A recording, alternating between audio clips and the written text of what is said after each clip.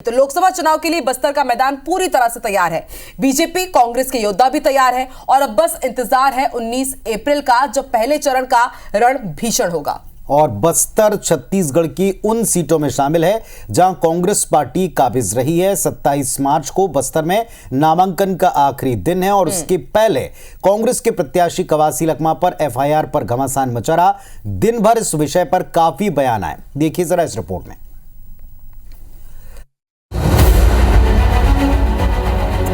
ये परंपराएं उनकी पुरानी है। कुछ लोगों के बीच में कुछ राशियां बांटा जा रहा था। वहाँ परंपरा है बस्तर की, या फिर नारियल फूल या फिर 11 रुपये या 100 रुपये चढ़ावा चढ़ाया जाता है। प्रशासन पूरा सत्तारूढ़ पार्टी के बीजेपी से दबा हुआ है। बीजेपी और कांग्रेस नेताओं में जुबानी लड़ाई कवासी लखमा पर हुए एफआईआर के बाद शुरू हुई है।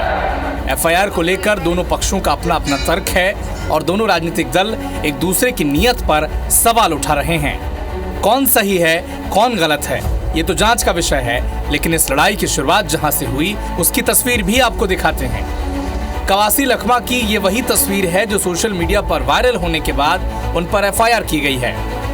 बताया जा रहा है कि लोकसभा प्रत्याशी घोषित होने के बाद रविवार को जब कवासी लखमा जगदलपुर के मां दंतेश्वरी मंदिर पहुंचे, तब उन्होंने वहां किसी समिति के सदस्य को पैसे दिए थे। इस तरह के कैश बांटने पर बीजेपी ने इसे चुनावी मुद्दा बना लिया और पूर्व मंत्री समेत पूरी कांग्रेस को कटघरे में खड़ा कर दिया। ये परंपराएं उनकी पुरानी है, हमेशा कुछ गड़बड़ करते हैं और उसके बाद कानून को दोष देते हैं। ये होना नहीं चाहिए। जिस तरीके से फिर से उन्होंने चुनाव को दूषित करने की कोशिश की है, ये गलत है। नियम को सबको मानना चाहिए, कानून को मानना चाहिए। कांग्रेस पार्टी का तो स्थिति आप देख रहे हैं, क्योंकि यहाँ उनको प्रत्याशी नहीं मिल रहा था और अंतिम समय में उनको प्रत्याशी दिया गया, बनाया गया है। और लेकिन उसमें भी हमको पता चला कल कुछ लोगों के बीच में कुछ राशियां बांटा जा रहा था और चुनाव आयोग की तरफ से उनके खिलाफ एफआईआर हुआ है और अंतिम समय में उनको एक ही रास्ता बचा है कि वही सब करेंगे। एफआईआर के बाद बीजेपी हमलावर है, तो दूसरी तरफ कांग्रेस प्रत्याशी कवासी लखमा का कहना है कि बिना नोटिस दिए एफआईआर दर्ज की गई है, प्रशासन ने दबाव में काम किया है। वहीं पीसीसी चीफ दीपक बैज ने भी दावा किया कि लखमा ने वोट मांगने के लिए नोट नहीं दिए। एफआईआर दर्ज हुआ है, ये पूरा तरह से गलत है।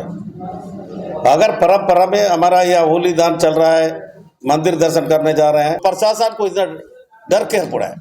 इसके मतलब प्रशासन पूरा सत्तारूढ़ पार्टी के बीजेपी से दबा हुआ है। कोई मंदिर या फिर कहीं भी परंपराएं जाए तो वहाँ परंपरा है बस्तर की, या फिर नारियल फूल या फिर 11 रुपये या 100 रुपये चढ़ावा चढ़ाया जाता है। किस उद्देश्य से ये दिया गया है, पहले ये परीक्षण करना चाहिए। बस्तर लोकसभा सीट पर 19 अप्रैल को वोटिंग होनी है। चुनाव से पहले कांग्रेस प्रत्याशी कवासी लखमा पर हुए एफआईआर के बाद बीजेपी फ्रंट फुट पर खेल रही है, तो कांग्रेस कार्रवाई पर सवाल उठा रही है। कुल मिलाकर बस्तर में चुनावी बिसात बिछने लगी है। अब नोट वाली सियासत से किसे फायदा होगा और किसे नुकसान, ये 4 जून को साफ हो जाएगा। Election desk, IBC 24। तो बड़ी बात यह है आकांक्षा के जो एफआईआर दर्ज की गई है, स्पष्ट तौर पर क्या मूलतः ये आरोप आगे जाकर सिद्ध होंगे, क्योंकि ऐसे एफआईआर के ऊपर ये आरोप लगते हैं कि बदनाम करने की साजिश भी है। वैसे जनता जो उस इलाके की वो बेहतर स्थिति समझती है कि कैंडिडेट के नाते किस पक्ष का तर्क ज्यादा बेहतर है। बिल्कुल। और कांग्रेस प्रत्याशी कवासी लखमा पर जो एफआईआर हुई है, जैसे कि आपने बताया, प्रतिक्रियाएं आ रही है। सीएम विष्णुदेव साय ने क्या कहा है वो भी आपको सुनवाते हैं। पूरी 11 की 11 सीट जीत रहे हैं, बल्कि हम तो ये कहेंगे कि कोई वहाँ पर मिले नहीं।